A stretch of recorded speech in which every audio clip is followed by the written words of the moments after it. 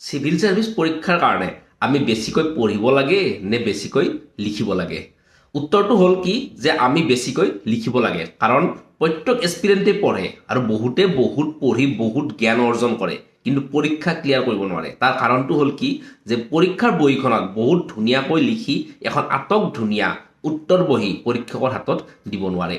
আমি যদি চাওঁ ভাৰতবৰ্ষৰ যিখিনি চৰকাৰী পৰীক্ষা আছে সেই পৰীক্ষাখিনি কেতিয়াও ইনোভেশ্যন দাবী নকৰে। আৰু মানে মানুহ ইনোভেটিভ হ'ব নালাগে, মানুহ জাষ্ট পৰীক্ষাটোৱে যি ডিমাণ্ড কৰিছে, ছাপ'জ চিভিল ছাৰ্ভিচৰ পৰীক্ষাত কি ডিমাণ্ড কৰিছে যে চবৰে অলপ অলপ জ্ঞান থাকিব লাগে, মানে jack of all trades master of none, সেইটো ডিমাণ্ড কৰে। গতিকে সেই হিচাপে আমি নিজকে প্ৰস্তুত কৰিব লাগে। বেংকৰ কাৰণে কি লাগে? স্পীড লাগে। ৰেলৱেৰ কাৰণে কি লাগে? স্পীড লাগে, বা পুৰণি নলেজ লাগে, জিকে লাগে। গতিকে পৰীক্ষাৰ ডিমাণ্ড হিচাপে আমি নিজকে প্ৰস্তুত কৰিব লাগিব। আৰু কথাটো হ'ল কি যে চিভিল ছাৰ্ভিচ পৰীক্ষাত মুখস্থই এটা